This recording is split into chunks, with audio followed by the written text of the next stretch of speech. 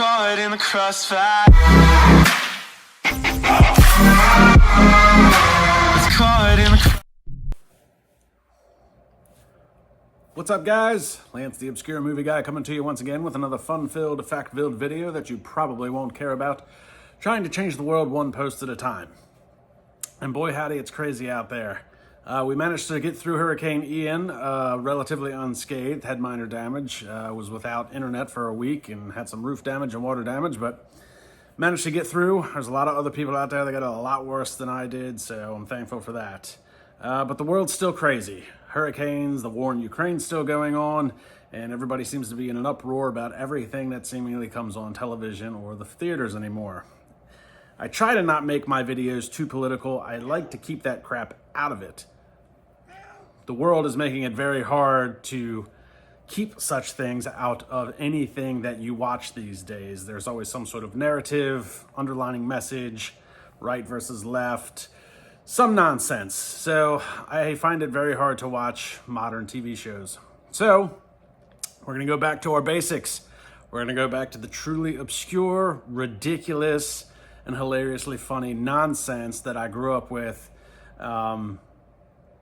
and just things that I have fallen in love with over the years. So the three things we're gonna talk about today are ridiculous, they're dumb, they're stupid, and they're a hell of a good time. And I want to start with the most ridiculous one. Actually, it's kind of hard to say which one's the most ridiculous, but we're gonna start with a little show that I found on my favorite app, Tubi, because they've got all the good stuff. And it came out in 2012, simply titled Danger 5.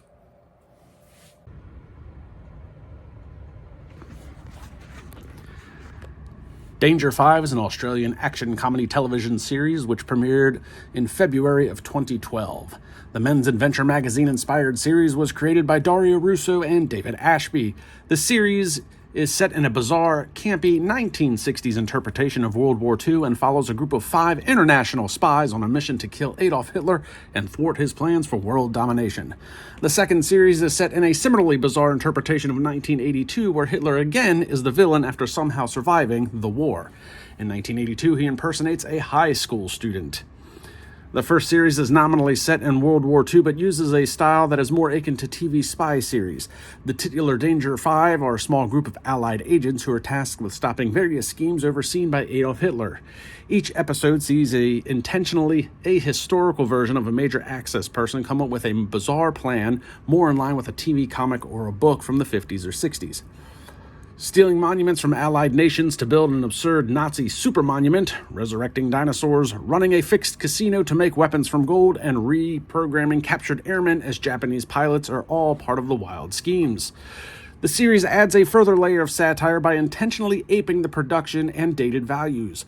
Obvious studio sets are used for outdoor shots, model work is intentionally poor, usually featuring unrealistic movements and visible strings. The characters often laugh at bad puns immediately following the deaths of allies. Non-white characters are often played by Caucasians with poor makeup. Stock footage is also used, most notably a shot of Hitler jumping through a glass window to escape that is reused in settings that feature no such window.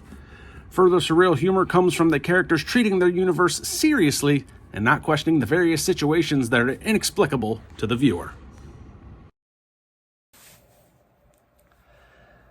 So, if you guys are a fan of the ridiculous, and I'm talking like Team America World Police, I'm talking like Children's Hospital, NTSF, SDSUV, if anybody watched that on Cartoon Network, Adult Swim. If you're a fan, like Reno 911, if you're a fan of any of that ridiculous, stupid, nonsensical shows, you're going to love Danger 5. It's one of the best things I've ever watched. It really is. It's hands down absolutely ridiculous, stupid, and it's just pure enjoyment through and through. Absolutely ridiculous, so dumb, and I loved every minute of it. I really wish they would have continued with this. Series 1 was amazing. The Series 2, I'm a sucker for the 80s, so I loved everything that they did that was part of 80s pop culture. And I just love everything about this show. I love the writing, I love the overacting, I love the ridiculous manimals, if you will, and everything is a caricature of itself. And there's no underlining message here. There's no narrative. There's no point to even be made. It's 5 people that sat back one day and was like, we should write something and come up with something and then shoot it, and it'll be ridiculous. I mean, it's like the best premise. If you just, anything that you like that is that stupid, you're going to love Danger 5. You really are. And continuing with the absolutely ridiculous and absolutely absurd and obscure, we're going to reach into our pockets and pull out a David Hasselhoff classic that nobody's ever seen, 2010's Dancing Ninja.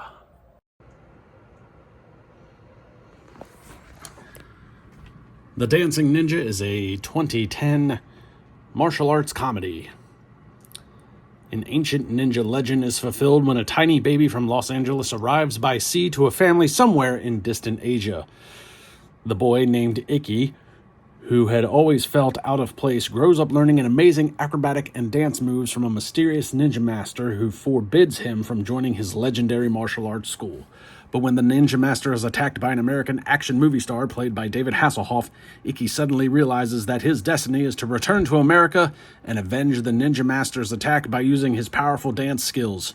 In Beverly Hills, Icky and a beautiful young girl named Gimme join forces and use their unique training to fight evil and discover what it truly means to be an elite dancing ninja.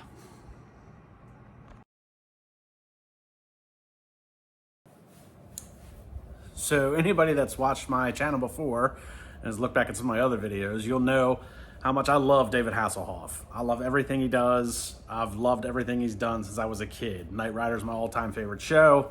I love Baywatch. It's amazing. I love the 90s. Everything he's done since then, and I did a video where he basically, I talked about how he likes to make fun of himself. He's basically a caricature of himself throughout the most of his career at this point. From every cameo he does is an over-the-top version of David Hasselhoff, and I love it. I talked about killing Hasselhoff in the past. I loved his cameo in Ted, or Ted 2. Just everything he does is amazing to me, and this movie is just another one of those stupid flicks that's ridiculous, and that's okay. It's not meant to be a good movie. It's meant to be cheesy. If anybody's a fan of like Kung Pao or Kung Fu Hustle, Shaolin Soccer, this is going to fit right in with any of that. Maybe not as good as some of those other flicks, but it's still a good time. Again, it's not meant to be anything epic. It's not meant to be good. It's just meant to be enjoyed for people that specifically like that kind of nonsense. It's not trying to reach a broad audience. It's trying to reach a core group of fans that like stupid musical martial art films, which is a very niche market because there's not very many of them. But nonetheless, this was an absurdly good time. And Hasselhoff, again, plays an over-top version of himself. Now, Lucas Graybill plays the young kid, Icky, in the film, and he doesn't do much on-screen stuff to begin with.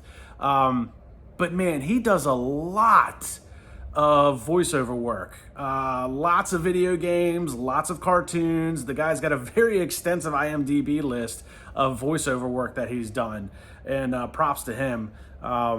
And I think he did a pretty good job in this flick. I mean, again, it wasn't meant to be anything amazing, but he was comical. He's got some good comedic chops. Whether or not he did all the real dancing, I don't know. It's kind of hard to find a lot of good information on this film for good reason. It's not very good. But nonetheless, it was a damn good time, and I enjoyed it. I hope you do too. And the last one I want to talk about, we're going to go all the way back to 1992. This film... This film's dumb. It is. 1992, The Naked Truth.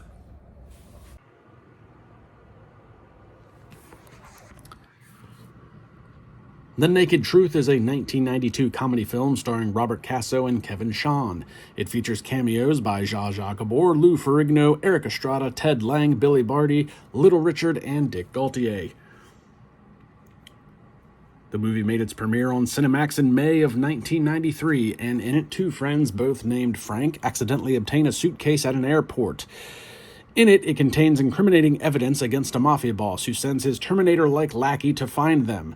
The Franks hide by impersonating makeup women for a beauty pageant. While in drag, the mafioso falls in love with one of the Franks and hijinks ensue.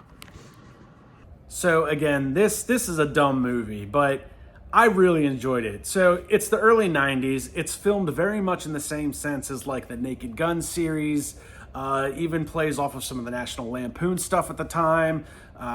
Even before that, Airplane. It's a ridiculous movie. It's completely absurd.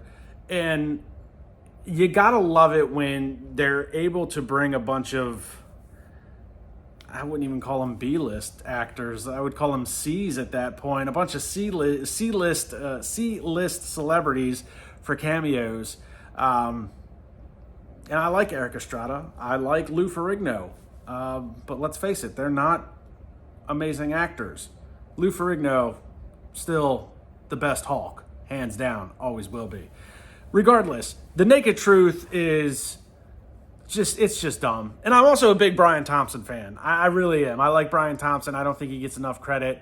And a lot of that is because he's done a lot of stupid roles like this, and he's never really been given a great opportunity to really act.